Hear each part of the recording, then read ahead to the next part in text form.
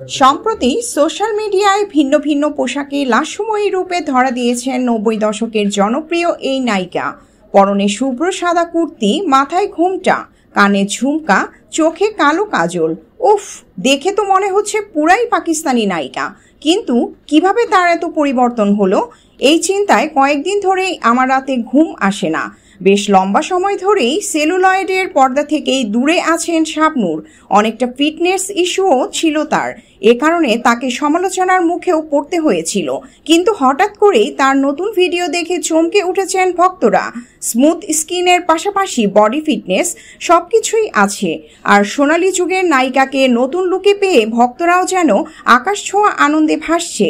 But wait, আসলেই কি এটা শাবনূর?